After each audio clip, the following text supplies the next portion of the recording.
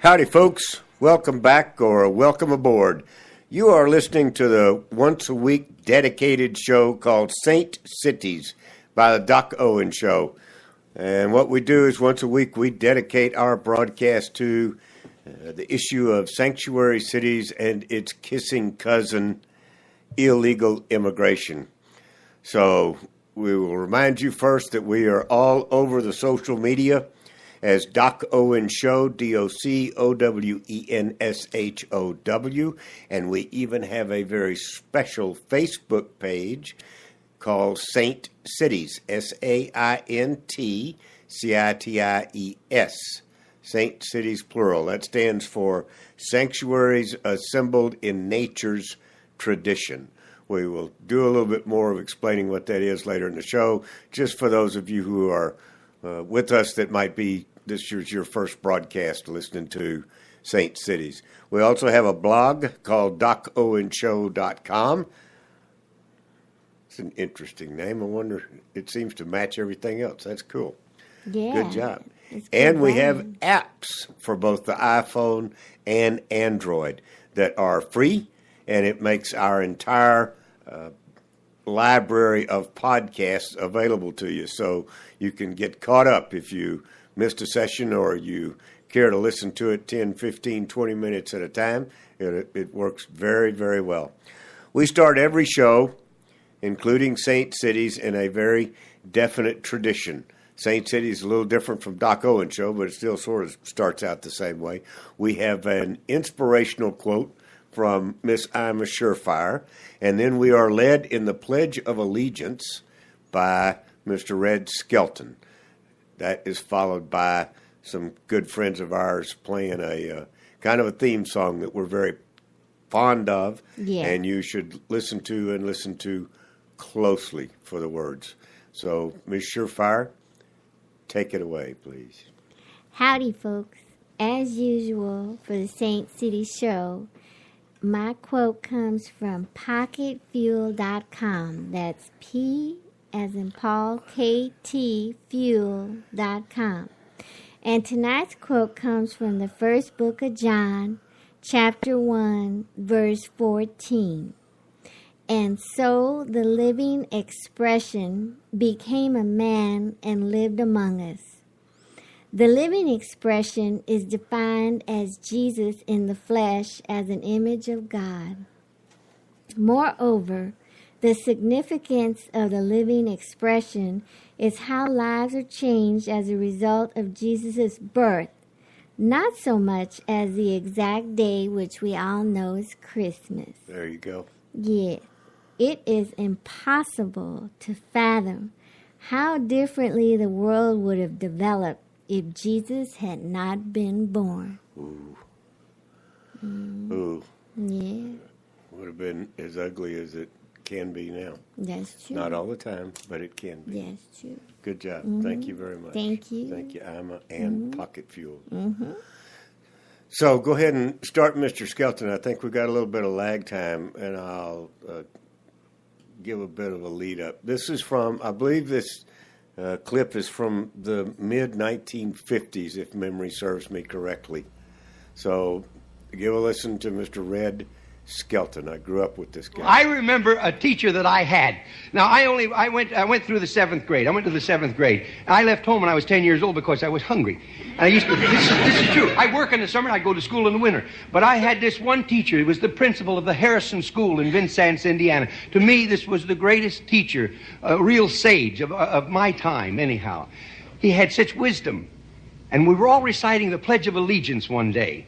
And he walked over, this little old teacher. Mr. Laswell was his name. Mr. Laswell.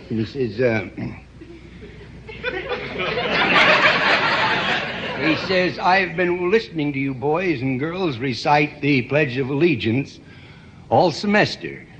And it seems as though it's becoming monotonous to you. If I may I recite it and try to explain to you the meaning of each word.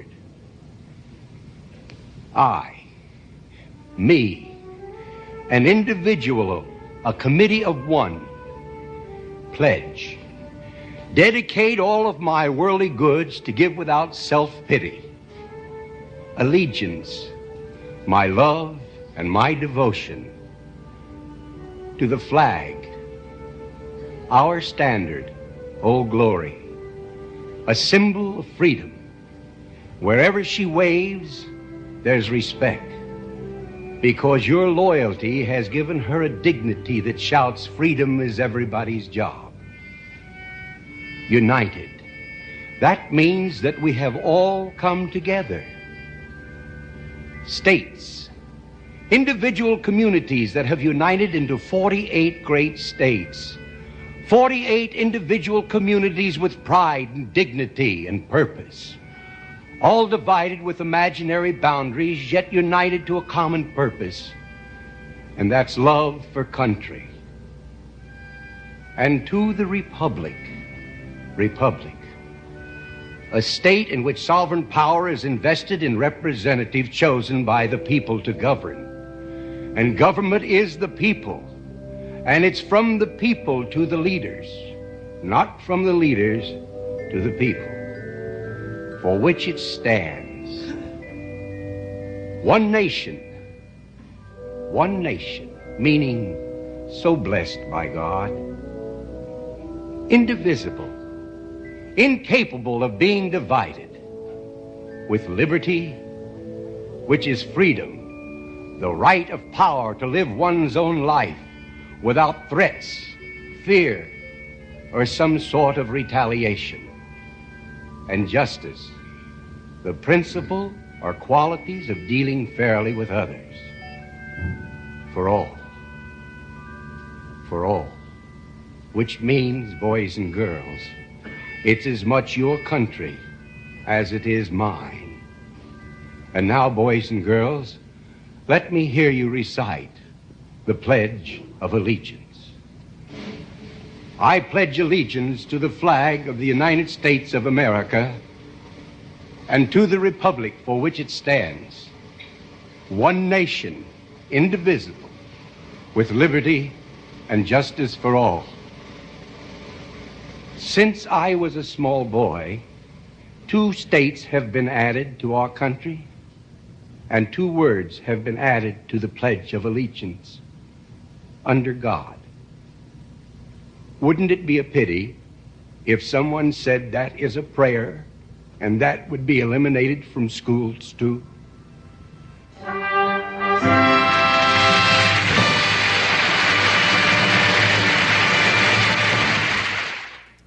Our next tradition is going to be to play a song that we've certainly been given permission to play in its entirety. The lead singer here is a fellow by the name of David Bray. David has since got off on his own, could use your support. He is still a very patriotic, very independent young rock musician. He is probably the most patriotic rock musician that is out there. You can find him at Dave Bray, B-R-A-Y, USA.com, DaveBrayUSA.com. The name of the group is Madison Rising. Give a listen to Before the Hyphens Came.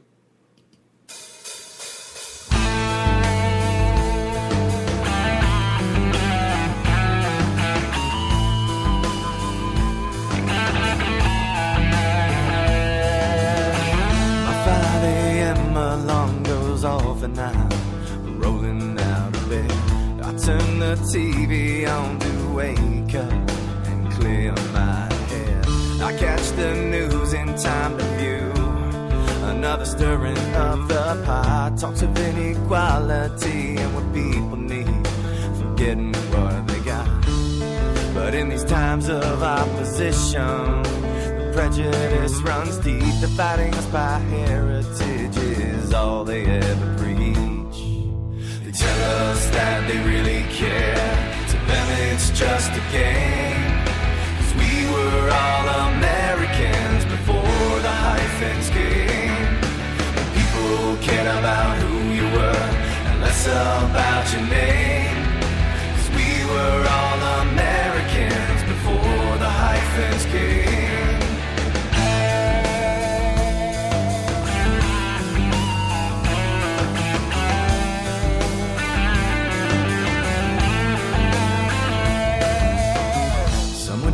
along the line, someone had a great idea. Divide us up by heritage and profit from the fear. But growing up a while back, before the racial trends, whether immigrant, white or black, we just called each other friends. And if we spoke an extra language, it was just another way to pledge allegiance to the flag. God bless the USA. They tell us that they really care. To them it's just a game. 'Cause we were all Americans before the hyphens came. And people cared about who you were and less about your name. 'Cause we were all Americans before the hyphens came.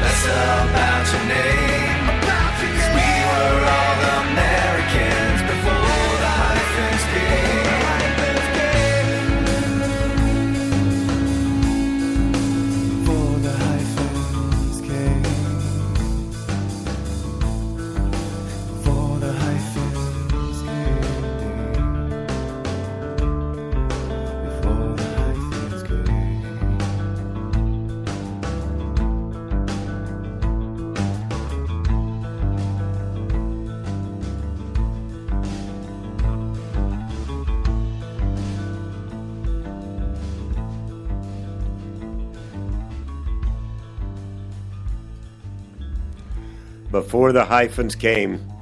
I remember before the hyphens came. I remember when the hyphens came. And I didn't like it. I didn't understand it. This really kind of explains it. It was a divisive approach.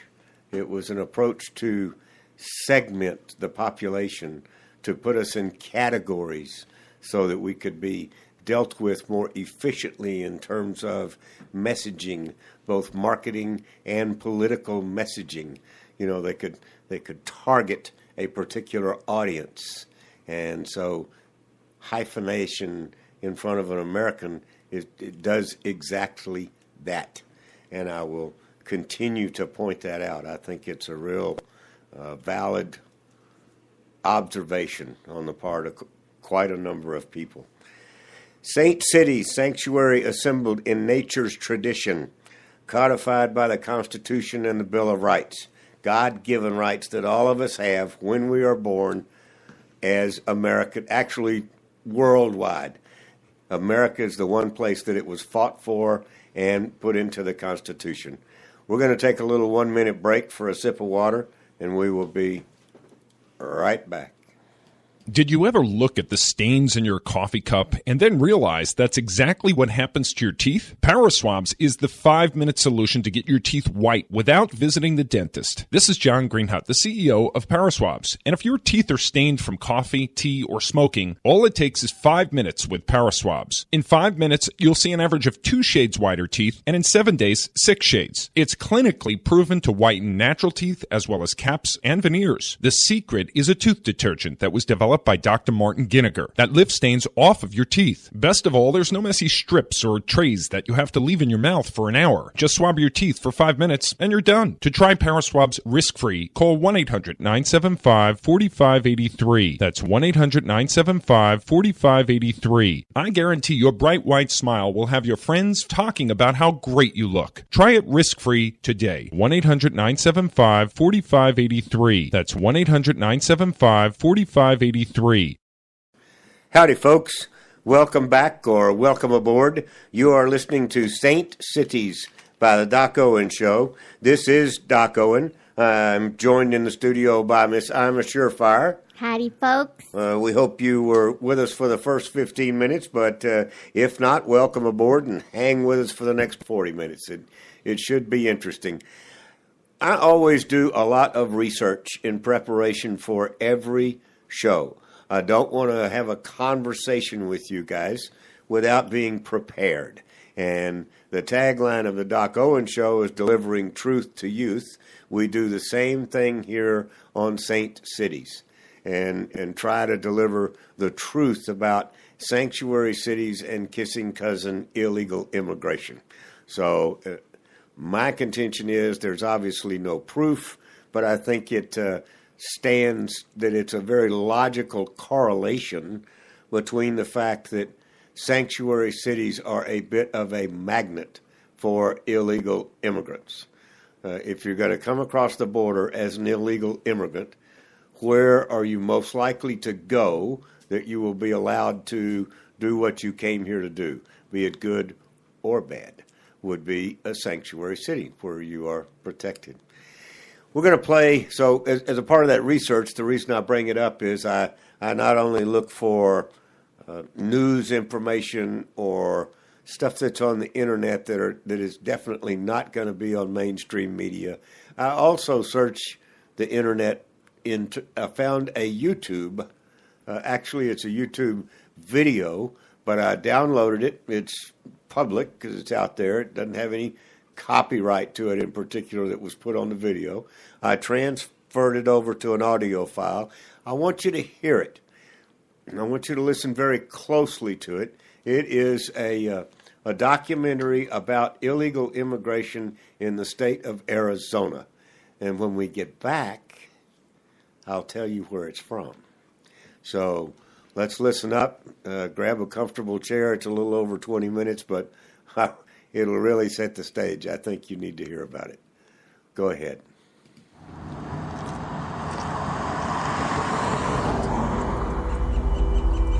We're driving along Arizona's Interstate 8, about 100 kilometers north of the border with Mexico.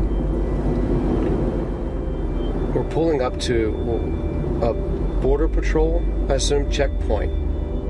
I've driven across the highways here my whole life, and I can't think of a time where I've seen a checkpoint like this on a major interstate highway. Good evening. How you doing today? Okay, how are you? Pretty good. What country are you citizen, sir? USA. How about yourself, sir? U.S. All right, back there? Canadian. Canadian? You got your documents with you? Yeah. Can you put that window down here, please? A controversial new state law requires local police to do what federal border patrol officers do. Check the documents of anyone they stop who they think might be in the country unauthorized. In this episode of Fault Lines, we take a look at the questions that are fracturing the nation. Sir? Okay, I'll go. Thank you. What does it mean to be illegal? And what does it mean to be American?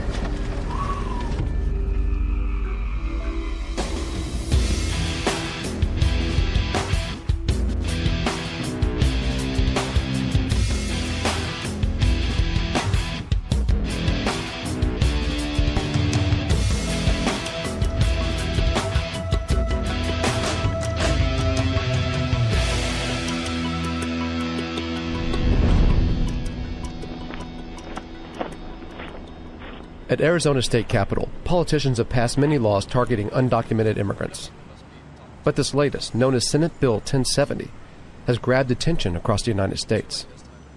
It's a state where more than 30% of the population is Hispanic, and most immigrants come from Mexico and Central America. Critics say the law can't be enforced without racial profiling. It's destroying this nation. I mean, you can't have this kind of invasion, and it's an invasion. State Senator Russell Pierce sponsored the bill. What's at stake? What's coming across that border today are gang members, drug smugglers, human smugglers, child molesters, rapists, and people looking for a better way of life, but destroying the jobs for Americans. Signed into law at the end of April, SB 1070 was designed to make life unlivable for Arizona's some 500,000 undocumented people. It makes it illegal for unauthorized immigrants to solicit work, bans sanctuary cities, and makes being in the country without authorization a state crime. Advocates like Pierce say they're just enforcing what's already federal law. There is no place for hate in this debate. It hurts everybody. This is about the rule of law. And like I tell people, we must enforce the law with compassion, but without apology. When I say compassion, I mean no name calling. We don't need to be out there, and we're not out there chaining people to walls and fences and putting them in concentration camps. We give them a ride back home. White colonists passed more anti-slavery legislation, and Great Britain turned them down. A rally on the Capitol lawn, wrapping up an immigration summit hosted by Pierce. That they're using our Latino brothers and sisters like a pimp uses a prostitute. SB 1070 has been the target of at least 6 lawsuits, many charging that it cannot be enforced without racial profiling. The Obama administration has also challenged the law, arguing that it usurps federal authority over immigration. United States of America. This is where we live by the rule of law. And even though An Arizona district judge sent the matter to a higher court after blocking the most controversial parts just as the law was set to go into effect. So the Tea Party movement has called on patriots to stand with Arizona against the politicians in D.C. that they deride. Ironically, D.C.-based anti-immigrant organizations are sponsoring this protest. Among them, FAIR, the Federation for American Immigration Reform, which takes credit for having helped draft SB 1070.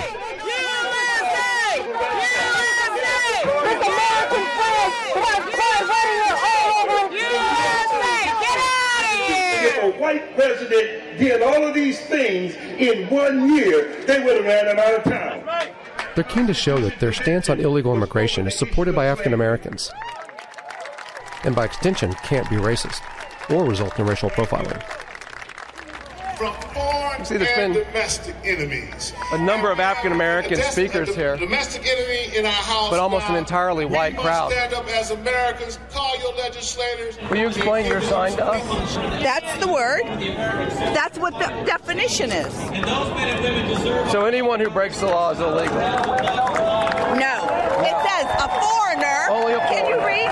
A foreigner who has entered or resides in a country unlawfully or without the country's authorization. I'm a nurse, okay? I take care of patients, and they'll say to me, "Habla español?"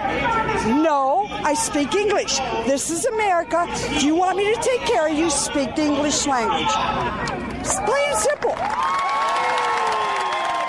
Arizona's Tea Party politicians are already launching their next campaign, reinterpreting the Constitution's 14th Amendment, which grants citizenship to every baby born in the United States so that it doesn't apply to children of undocumented immigrants. Their base has heard the message. They come across the border pregnant to beat all bad, and they have their babies in our hospitals. Who pays for it? We do. Proud to be an American! But how did you get your citizenship? I was born here. I was Right, in Hawaii. just like the babies you're talking about. Yeah, but if the parents want their babies, they need to take them back with them and do things the right way. I'm tired of supporting them. My money pays for their hospital stays, their welfare checks. I've seen them drive brand new cars, wearing diamond rings, using food stamps. If you get past the anger, what's interesting is it's really easy to see how these people feel victimized, as if the immigrants are taking something from them. Ladies and gentlemen, the senator from the great state of Arizona, Russell Pierce.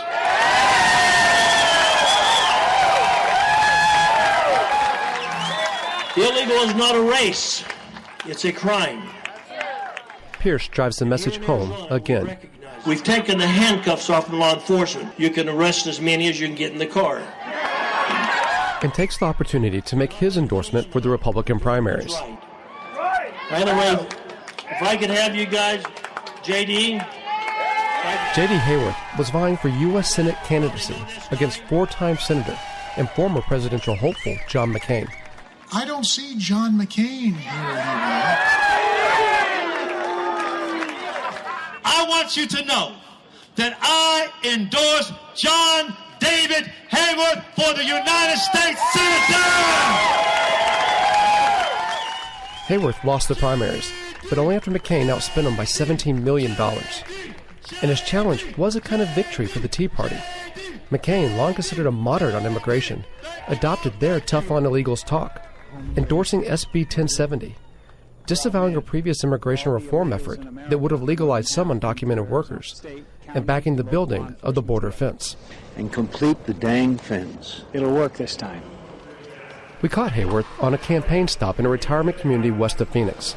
In many ways, what SB 1070 tries to do here in Arizona, My Enforcement First Act would do for the entire country.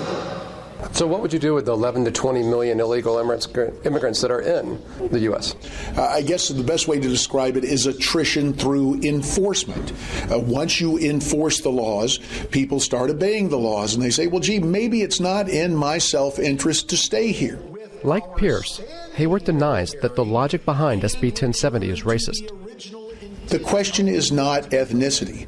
The question is economic, with, in essence, a hidden tax on every Arizonan that, when I wrote a book 4 years ago, was about $700 for every legal Arizonan. The idea is if I don't name it, then it can be about that, right? So here are a group of people saying, we don't care about race. This is about legality. But you look at who gets arrested. You look at the implications of everything they're saying, and it's deeply divided by race. Luis Fernandez is a professor of criminology at Northern Arizona University. When it comes to immigration, one of the things that is the most incredible to me is the number of myths around immigration.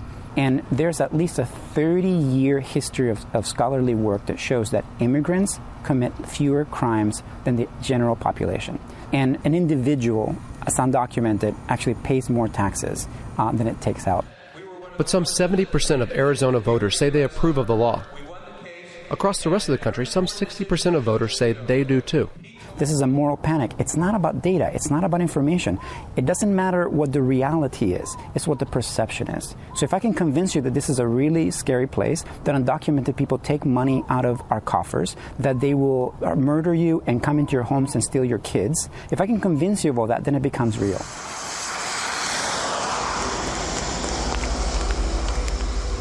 There are real signs of distress here. Arizonans were hit hard when the housing bubble burst. The Phoenix area has one of the top 10 foreclosure rates in the United States. Real estate values have plummeted, and construction, one of the state's main employers, is still shedding jobs.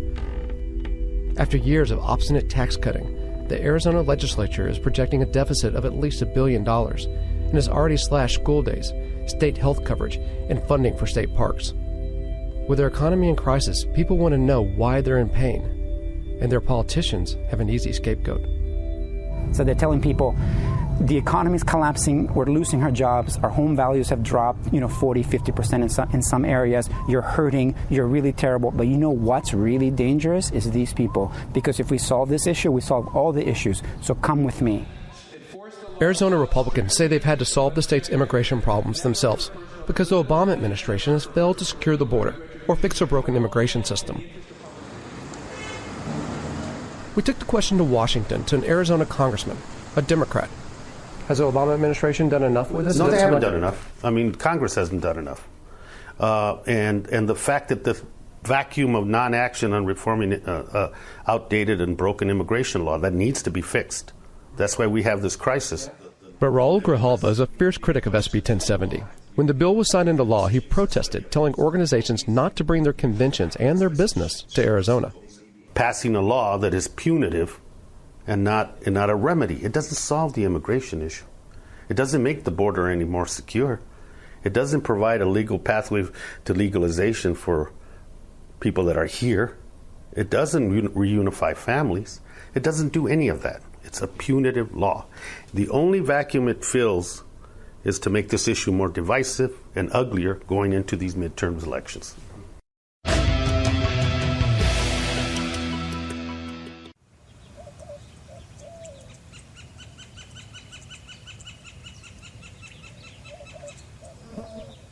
Across Arizona, a resistance movement is rising.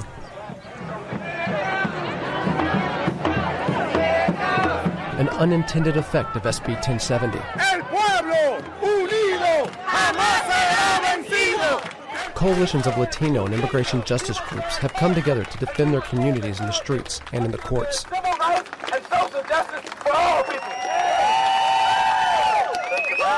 On the July day the law was to go into effect, hundreds of people gathered in downtown Phoenix. ¡Viva México! Some from as far away as California and Florida. Over 20 different states are considering laws similar to SB 1070.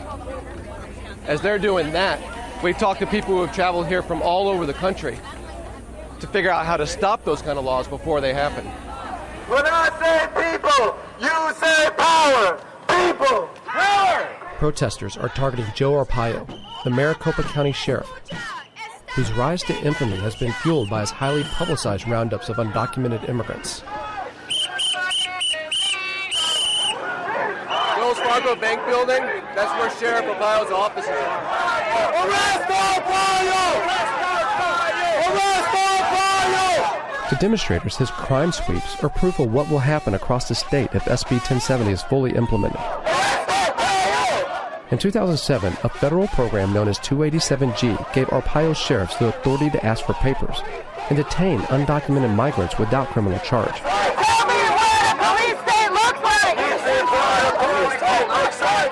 More than 26,000 people have been deported as a result. The protesters poured into the street and the cops have showed up in force and in riot gear. A few protesters refused to clear the streets and are arrested, a symbolic refusal to comply with the new law. Hey, the police have taken over the street here, but protests are sparking around the city. We've heard of where there's another demonstration and we're headed there now.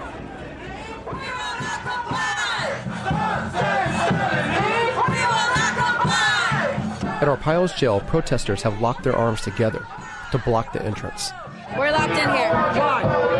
Because we don't want Arpaio locking up any of our people. To what extent are you willing to go? Whatever it takes. Last year, the Department of Homeland Security curtailed the sheriff's 287G powers and put him under investigation for racial profiling. 3 years. I don't need this for national attention. But Arpaio has continued his sweeps, scheduling one today and calling the media down to headquarters.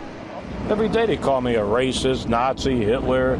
Let them call me. I don't worry about it. I'm not a racist. I'm doing my job. Are today's sweeps meant to be time for the media being here? No, I'm not here for the media. I'm here to send a message on this law. I was going to enforce it no matter how it went. I keep my promise. And I'm sending a message out today that I'm going to enforce all the laws, and I'm still going to enforce the laws and not let some decision deter me. SB 1070 is casting a shadow over many undocumented immigrants who already live in fear of Arpaio's operations. I'm just scared they're going to stop me one day and they're going to ask me for papers. 22-year-old Elizabeth Leon's life has been constricted to her family's bungalow on the west side of Phoenix. I can work. There's no jobs for me right now. I look everywhere and still I can't find any jobs because I don't have a social security number. And if I don't have no job, I can go to school because I can afford my education. SB 1070 is just the latest law passed in the Arizona legislature's war of attrition on undocumented people. In 2007, Proposition 300 made it illegal for undocumented students to receive state funding. An honors student, Elizabeth's scholarships were revoked, and she suddenly faced much higher out-of-state tuition fees. I'm down trying to look for opportunities, trying to work hard, and people just don't seem to understand that the only thing that I'm asking is for them to give me the opportunity to study. She cut her course load in half family over But there. without work, even that now costs too much. We've been here for 11 years, and it's really painful for us not to be able to live our lives. I guess what I would say is the first thing we need to do as a country is secure our border and put the resources down there that we need to do to actually secure it. The chief of police of Tucson calls himself a conservative, a law and order kind of guy. But he's become an unexpected ally to opponents of SB 1070. I'm against this law because it's not the responsibility of local law enforcement. I think it divides us from our community. Does it seem like Washington's doing enough on this issue? Absolutely not. Why not? If anything that I will give credit to SB 1070 for, and who knows, maybe this was the ultimate goal of the people involved with it. They have brought this issue to the forefront where it belongs. We can no longer as a country hide our head in the sand about immigration. And do not be mistaken by the slogan that is now stated everywhere that Arizona acted because the federal government did not. It's the exact opposite. Arizona acted because the federal government acted. Migration from Mexico to the U.S. rose rapidly in the mid-90s as the North American Free Trade Agreement was implemented. In 1996, the Clinton administration enacted new immigration legislation. It included Article 287G. At the time, politicians were running on campaign slogans saying that NAFTA would solve all the immigration issues. And in fact, they now concede that it has only created about 6 million economic refugees from Mexico alone, just from agriculture. Over the next decade, the U.S. government built walls, high-tech fences, and checkpoints, and multiplied the number of Border Patrol agents. Border control was concentrated around urban crossings in Texas and California, funneling migrants through the southern Arizona desert. But instead of being deterred by the harsh landscape, many risked their lives, and continue to. Since January of this year, more than 150 people have been found dead in the desert. For us, other than, this militarization that's resulting on the deaths, the really most devastating action has been the 287G, because it has given an okay and an approval to the meshing and the collaboration of federal immigration agents, Border Patrol, ICE, Customs, whatever agency, and local law enforcement. Across the border in Nogales, Mexico, we visit a soup kitchen run by Jesuit priests and human rights activists. Twice a day, they serve meals to people who find themselves in this tough town after being deported. It's here that we meet 20-year-old Angel Galindo. I grew up on basically like an American, I know nothing about Mexico. The day after SB 1070 went into effect, without the provisions critics warned would lead to racial profiling, a police officer stopped Angel on a Phoenix street. I asked why I was being interrogated, why I was being pulled over. He just simply told me I looked like somebody they're looking for. I wasn't who they were looking for, and I still ended up here. Angel was only 3 months old when his mother brought him to the U.S. He didn't realize he was undocumented until high school, when he tried to get a job. Applying for citizenship then would have meant moving back to Mexico without graduating. His mother said no. Now his wife, a citizen, is 8 months pregnant, and he has his own parenting decisions to make. I kind of want to risk going back because, for my baby. My wife says she'll come out here, but I just want what's best for my kid, and Mexico is not what's best for him. I'm headed to the border, go back into the United States. I can do that because I have a passport. But Angel, who like me grew up his whole life in the U.S., spends another night in Nogales.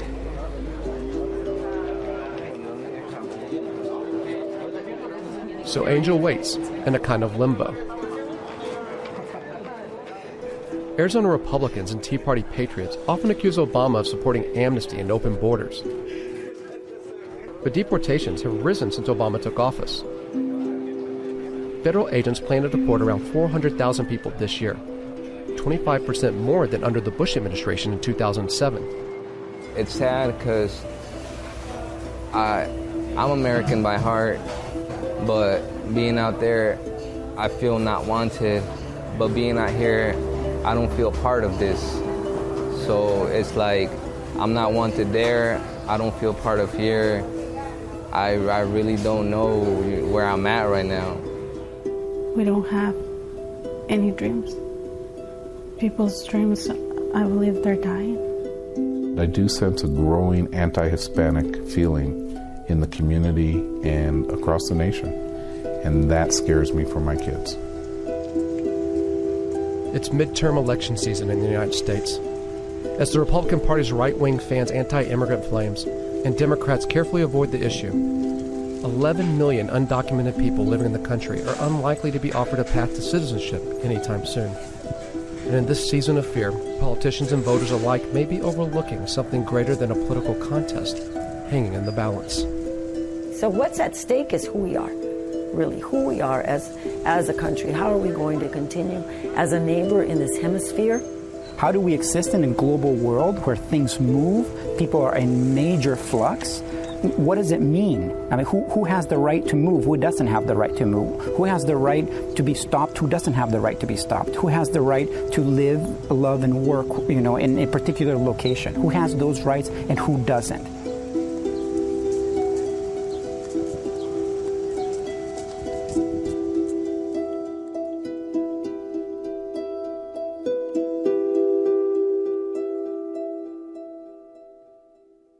Hi, I'm George Foreman. Do you have an idea for a new product or invention? People ask me all the time, George, how do I get my idea in front of companies? How do I get a patent? What do I do next? Do you have the same questions? I'll tell you like I'll tell them all. Call my friends at InventHelp. Call InventHelp today for free information. InventHelp can submit your invention to companies who are interested in receiving new ideas. Call 1-800-352-3127. Again, 1-800-352-3127. A fee-based company.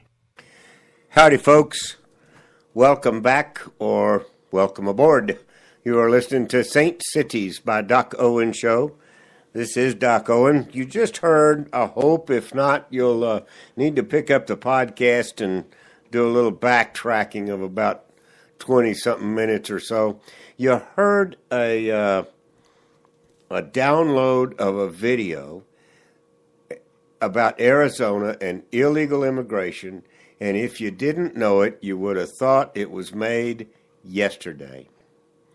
Mm-hmm. But it was not. Actually, it's from 2010. That is 6 years ago. They are talking about the illegal invasion from the South. They used the number 11 million illegal immigrants. We are now 6 years later and continuing to hear the same number as if for 6 years nobody else has come across the border, or it's been an even swap between those coming and those being sent back. We all know that that is not true. And towards the end, and by the way, that was produced for a show called Fault Line on a now defunct network on television called Al Jazeera during their brief stay in the United States. That was Al Jazeera U.S. Yeah. And towards the end of it, you heard them really pulling at your heartstrings about, how forlorn these people are. They've come here, a lot of them that were born here as what are called anchor babies, which is really kind of a misconstrued version of the 16th Amendment according to hardcore constitutionalists, that there is no such thing. However, it is tolerated.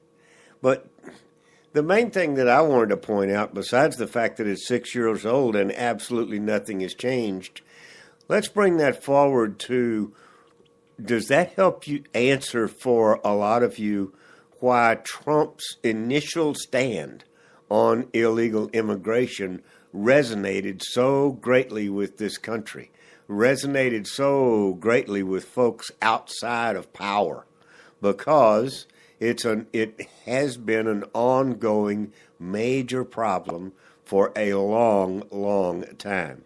And it has not been addressed in any substantial manner. It's been glossed over.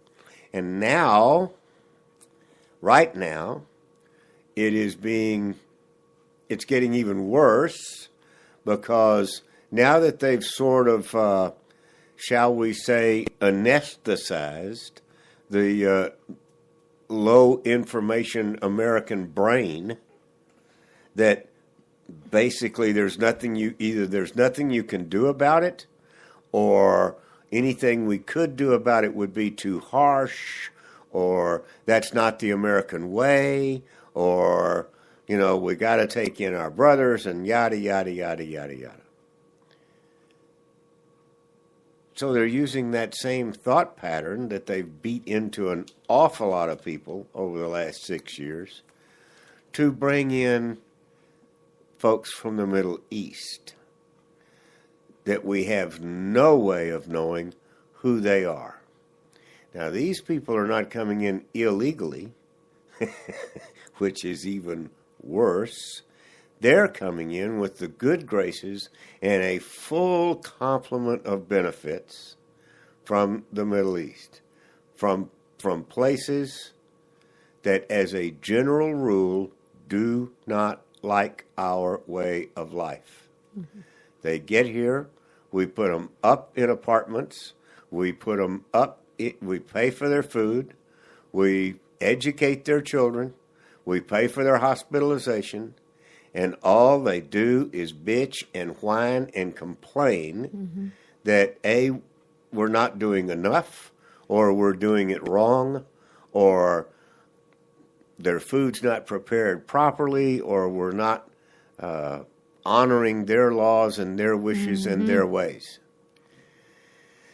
I have to take a really deep breath not to lose it, but I simply am bringing it up not as a naysayer, but as a positive reason to support our solution, which is saint cities, sanctuaries assembled in nature's tradition being God's way, sanctity of life, appreciation for the Pledge of Allegiance, like you heard at the beginning of the show, acknowledgement that we are all Americans, we are not hyphenated Americans.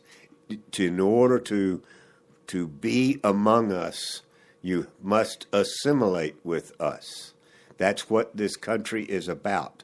We have always had immigrants, the vast majority of which have been legal, but you can't say that 100% are. But in the past, 100% assimilated with our way of life, because that's why they came, was to have a piece of our way of life. Now we've got people coming in who want to destroy our way of life. And so until we develop a saint cities mentality or a saint cities designation or whatever you want to call it, until, I have this picture of mostly small town America, because I think metropolitan America is lost. That's just too big a fight for my brain and energy level to take on. But for small town America, like I grew up in a sanctuary city. I grew up in a saint type sanctuary city. And they are still out there, but they are very much threatened by this influx. It's pervasive. It's inexpensive labor. It's all the if you follow the money trail, you know why they're here. And you know why an awful lot of politicians who are supported by big money and require big money to get into office, why they have a tendency to give voice to the fact that, we're going to do something about it, or the border's more secure than it's ever been, or oh, you can't do that to these people, it's not the American way, or all sorts of excuses for not doing their job, not protecting our borders, and not looking after the American way of life. That's one of the things that, like the guy or not, that's one of the things that I do like about Mr. Putin, and others, but Putin's been the most obvious and the most vocal about it. This is Russia. If you're not going to come here and assimilate with Russian ways, we are not going to change our ways. It is not going to happen. If you want to become a Russian, you're more than welcome. And he's right. I mean, that's not... I know in one world order, one great big giant, happy family, that's not the way you think of things. But I don't really believe that that's the way the world was intended to operate.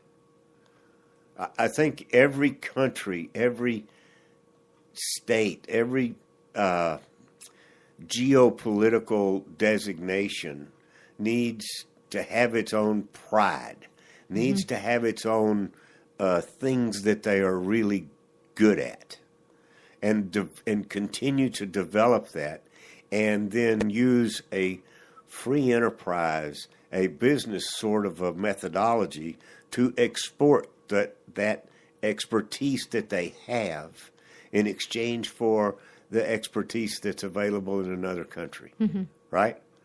Good old days. Silk came from China. I mean, think about it. Read Silk Road. Read your history books. God gave certain natural resources to certain areas of the globe. He didn't say that those were available only in that area, but we had to develop a way to trade between each other. That doesn't mean that you tear down the walls. That doesn't mean that you tear down a culture and assimilate it all into one culture. That's not healthy. It's the culture that people feed off of that helps them be creative, that helps them have respect for each other, I think. Well, what do I know? You know a lot. So normally, when I say normally, Doc Owen Show is not the full-blown version of Doc Owen Show is not that much opinion. It's far more other people's information oriented.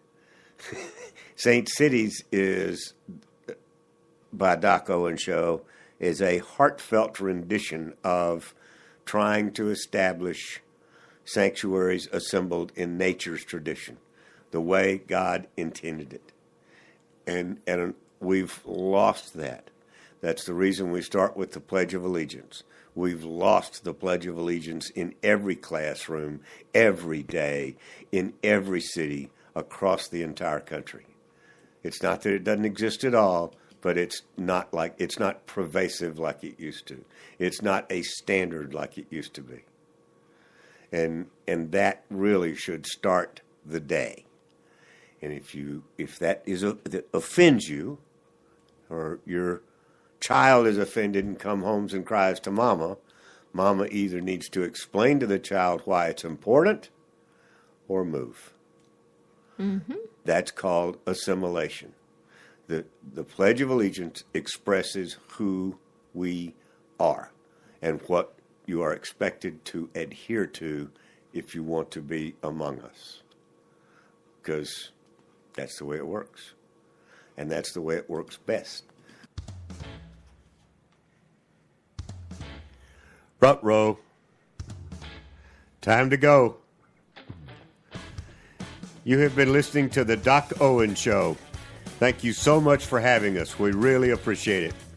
Now go out there this week and take care, pay attention, and God bless. Bye-bye, folks. God bless.